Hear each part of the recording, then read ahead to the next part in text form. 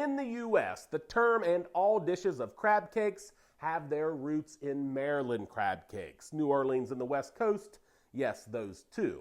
I was born in Fairfax, Virginia. I'm very familiar with the Chesapeake Bay area, the crab cakes, and their importance to the region. Go Commanders. Native Americans first experimented with the famed blue crab of the Chesapeake Bay, then European and African influences added to the dish, and in 1939, Maryland crab cakes show up in the New York World's Fair cookbook. With the advent of the refrigerated train car, the whole country could enjoy Maryland crab cakes if they could afford it.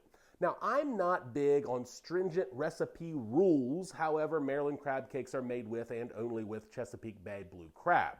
Now, not much blue crab kicking around Ohio in January, so technically we're not making Maryland crab cakes, but we're making crab cakes with the best we could find. Everything else about the cakes will be traditional, at least from my experience. Today, let's make crab cakes. 1 pound of crab meat. Go with the best you can find. If you can get blue crab, of course, use it. I went with canned. It'll work.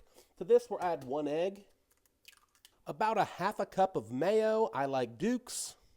Couple tablespoons of Dijon. Ooh, fancy. It doesn't have to be. Couple teaspoons of Worcestershire. Juice of 1 lemon. Salt and pepper. And finally, 20 saltines pulverized. Mix this all together well, then lid it and refrigerate it for upwards of an hour or 2. Give it some time to all kind of congeal together. While that chills, let's make a remoulade as a nod to the New Orleans counterpart. In order to do that, we need Creole mustard. I couldn't find it in my grocer this week. Let's make it. Half a cup of stone ground mustard, couple teaspoons of honey, couple teaspoons of prepared horseradish, teaspoon of Worcestershire, just a touch of molasses, like half a teaspoon, little dash of hot sauce. That dash is up to you. I went with Crystal today. And I don't use pre-mixes much, but Tony's is the exception. Maybe a teaspoon or so. Again, that's up to you. Whisk this all together. Let's make a remoulade.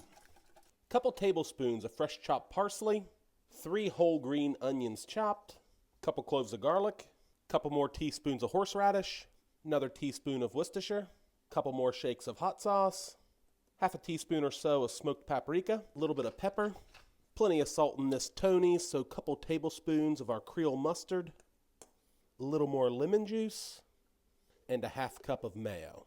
Hit it. Sealed and refrigerated, it'll last as long as any other condiment. Get a skillet heating up, preferably a cast iron, medium high. With a 1/4 inch of canola, wooden spoon, bubbles, we're good. Using a half cup, we're looking for about 1/3 of a cup for each cake. We're just gonna form these into a little cake here and in. Just a couple minutes later, we flip. Beautiful. Couple minutes after that, golden crust, a little give in the middle. We're there. Little parsley to make it look fancy, a squeeze of lemon, your remoulade. That beats a Philly cheesesteak any day. Go Commanders. Crab cakes. Oh yeah.